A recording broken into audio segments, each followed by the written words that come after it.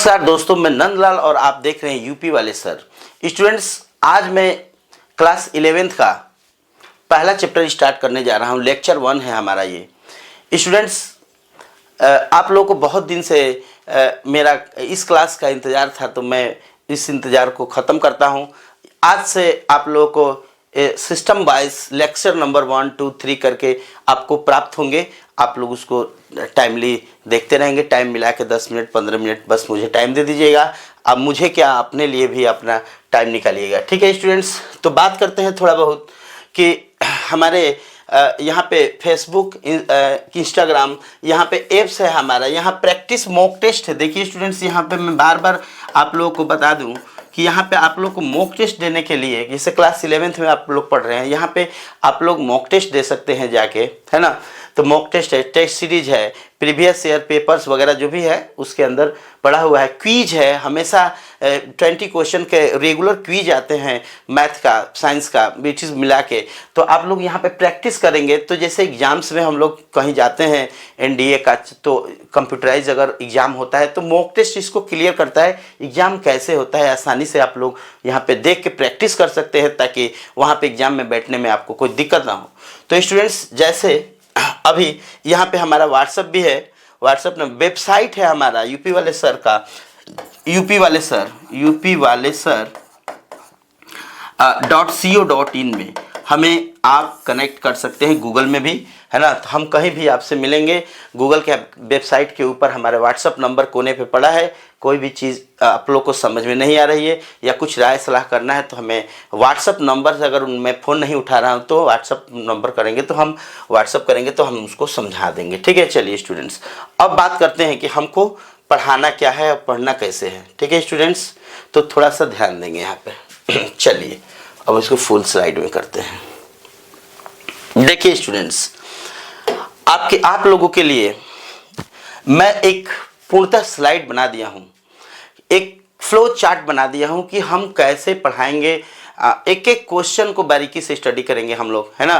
तो ज़्यादा लंबा मतलब मैं वीडियो नहीं बनाऊंगा, ज़रूरत पड़ेगी तो मैं बनाऊंगा, लेकिन अभी क्लास 11th में एकदम आराम से, प्यार से आप लोगों को मैं हैंडल करने का प्रयास करूंगा। आराम से चलिए, कोई ज़्यादा दिक्कत नहीं। समुच्चय पहला चैप्टर है, sets and relation and function, trigonometric function, application of mathematical inductions, complex number and quadratic equations, linear inequalities, permutation and combination, binary theorem, है ना। उसके बाद sequence and series, straight lines, conical section, introduction of the 3 dimension geometry, matrix, determinant. देखिए यहाँ पे limits and derivatives, यहाँ पे mathematical reasoning है, स्टैटिक्स है, और यहाँ पे आप प्रोबेबिलिटी है। मैं सारे चैप्टरों को कवर करने का प्रयास कर रहा हूँ और आप भी अपने लिए प्रयास करें। ठीक है, अगर वीडियो अच्छा लग रहा हो तो हमें लाइक कमेंट जरूर कीजिएगा। ठीक है, चलिए अब बात होती है नेक्स्ट कि सबसे पहले मैं आज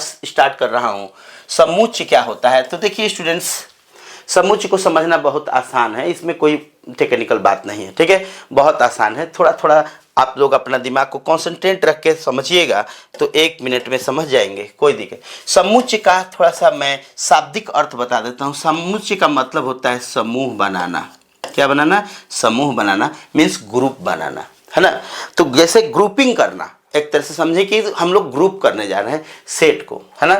तो ग्रुप करना या इकट्ठा करना, देखिए इकट्ठा करना, ठीक है, इकट्ठा करना, या संचय करना, संचय भी वही होता है, या संग्रह करना। देखिए यहाँ पे थोड़ा सा ध्यान देने की बात, 4 बातें मैंने बताया। अब मुझे आशा है कि आप लोग इस बात को समझ रहे हैं कि सेट्स का मतलब होता है इकट्ठा करना। अब क्या इकट्ठा करेंगे, कैसे इकट्ठा करेंगे, अब हम आगे चल के देखते हैं। ठीक है, तो पहले डिफिनेशन को देखते हैं। वस्तुओं के सुपरिभाषित, देखिए यहाँ एक शब्द है सुपरिभाषित, सुपरिभाषित शब्द यहाँ पे। तो वस्तुओं के सुपरिभाषित माने वेल डिफाइंड, संग्रह माने समूह को सेट्स कहते हैं, समूह को हम लोग समुच्चय कहते हैं।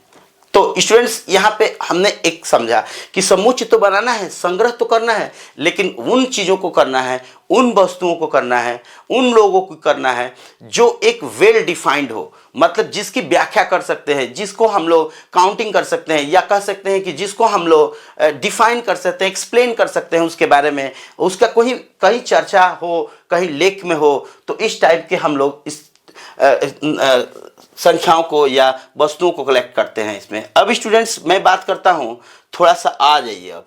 अब मैं समझाता हूँ कि वेल डिफाइंड क्या होता है। वेल डिफाइंड शब्द ही आपको समुच्चय को समझाने में तक मतलब काफ़ी है। वेल डिफाइंड शब्द है ना, मतलब वस्तुओं या व्यक्तियों के वेल डिफाइंड मतलब एकदम डिफाइन जिसको कर सकते हैं, उस टाइप का अगर समूह बनाना हो तो हम लोग समुच्चय का इस्तेमाल करते हैं।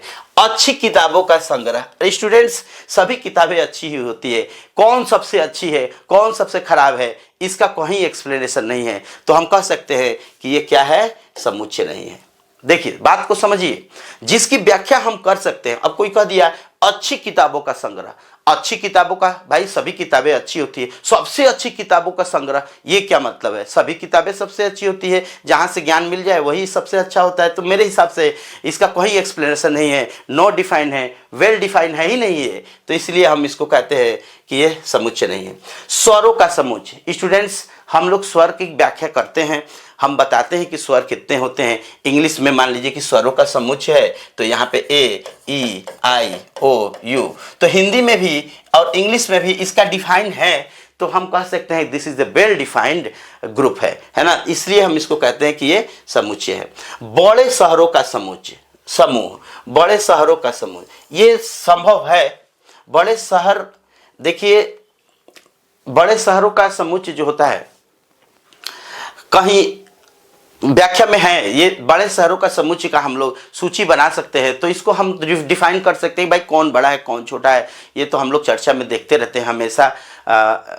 ये भी नेट वगैरह पे भी हमको खोजेंगे तो कि भारत का सबसे बड़े शहर कौन सा है, तो आप लोग को पता चल जाएगा। तो मेरे हिसाब से ये वेल डिफाइंड है, ठीक है।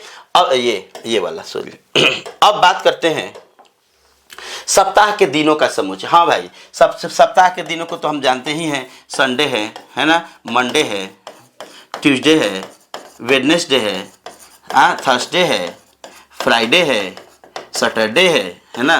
तो ये हमारा भी डिफाइंड है, क्योंकि ये हमें पता है कि इसको कैसे लिखना है, चाहे ये भी पता है हमें कि ये एक इसको डिफाइन कर सकते हैं सब मिला के, ठीक है। अब आता है 1 से 10 तक के अभाज्य संख्याओं का समूह। अभाज्य संख्या किसे कहते हैं? जैसे मान लीजिए कि एक सेट लिखने का तरीका स्टूडेंट्स, यहाँ पे हम लोग क्या करते हैं, मीडियम ब्रैकेट का इस्तेमाल करेंगे और सेट्स को हम लोग कैपिटल एल से लिखेंगे। दो बातें आप लोग को ध्यान रखना है, जैसे जैसे आगे चलेंगे एक एक बातें बताएंगे, उसको बस नज़र रखते जाना है, अपने आप याद होता जाएगा। कहीं भी बैठे हैं, कहीं भी अपना टाइम वेस्ट कर रहे हैं, तो अगर वीडियो आप थोड़ा थोड़ा करके देख देते हैं तो मेरे हिसाब से बेटर हो सकता है, ठीक है। चलिए स्टूडेंट्स, अब बात करते हैं कि 1 से 10 तक के अभाज्य संख्या कौन कौन से। 1 से 10 तक, तो 1 से 10 तक में संख्या हमारी 2 है, 3 है, 5 है, 7 है, बस। और क्या है, 9 है ही नहीं, 10 है। तो अभाज्य संख्या ऐसे संख्या है जिसका केवल और केवल 2 ही फैक्टर हो सकते हैं, या 2 ही फैक्टर होते हैं। जैसे 3, 2 को कौन कौन नंबर कटा देगा स्टूडेंट्स? तो 2 को हम कटाएगा, या तो 1 कटाएगा, नहीं तो 2 कटाएगा। तो ऐसा नंबर जिसके केवल 2 ही फैक्टर है, जैसे 1 कटाएगा, 3 कटाएगा, 5 का फैक्टर 1 कटाएगा, 5 कटाएगा, 7 का फैक्टर 1 कटाएगा, 7 कटाएगा। तो ऐसे नंबर जिसके 2 ही फैक्टर हैं, 2 ही गुणनखंड है, उसको हम लोग कहते हैं प्राइम नंबर, ठीक है। तो प्राइम नंबर ये यहाँ से 2 से लेके 1 से लेके 10, 1 से 10 के बीच में यही हमारा 2, 3 और 5 और 7 होता है, ठीक है। अब आता है ये समुच्चय है, क्योंकि इसको हम डिफाइन कर रहे हैं, ठीक है। कक्षा में उपस्थित छात्रों का नाम। तो स्टूडेंट्स, भाई कक्षा में जो भी स्टूडेंट्स है उसका तो कुछ ना कुछ नाम होगा ही, तो हम इसको डिफाइन कर सकते हैं बहुत आसान तरीके से। अब इसको अब क्या आप लोग को समझाना है कि कोई नाम, 10 लड़के बैठे हैं, उसका नाम हमको निकालना है। तो नाम निकालना है तो नाम तो हम जानते ही हैं, अपना लिस्ट बना लेंगे, एक सूची तैयार हो जाएगी, तो हम कह सकते हैं कि ये क्या है, सेट्स हैं। स्मार्ट विद्यार्थियों का समुच्चय। भाई आज के ज़माने में सारे लोग स्मार्ट ही हैं।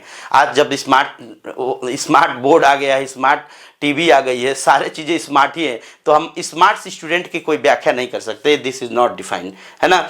अब यहाँ पे बात होती है स्मार्ट विद्यार्थियों का मन पसंदीदा गाने का। भाई देखिए गाने का समझ, अब किसी के मन में सारे लोगों का अलग अलग गाना है, कोई हिंदी सुनता है, कोई भोजपुरी सुनता है, सबका अलग अलग विचार होते हैं, अलग अलग सुनने के साउंड्स, मतलब कहने का मतलब कि अलग अलग पसंद होते हैं। तो इसका कोई व्याख्या नहीं है कि किसके लिए कौन पसंद है, कोई भोजपुरी सुनता है, कोई हिंदी सुनता है ना, कोई देखता है, कोई सुनता है, तो ये बात अलग अलग है, इसका कोई डिफाइनेशन नहीं है। बुद्धिमान व्यक्तियों का समूह, देखिए स्टूडेंट्स आजकल के सभी लोग बुद्धिमान हैं, आज ये भी हैं सभी बुद्धिमान ही हैं, अपने आप को वो सभी बुद्धिमान ही समझ रहे हैं, ठीक है। तो यहाँ पे बुद्धिमान का कोई वो नहीं है, क्या बोलते हैं, एक्सप्लेनेशन नहीं है कि कोई भारत का सबसे बुद्धिमान कौन सा है, भारत के सबसे बलवान कौन सा है, तो यहाँ पे कोई एक्सप्लेनेशन नहीं है। तो ये हम सेट्स में नहीं रखेंगे, बिल्कुल नहीं रखेंगे।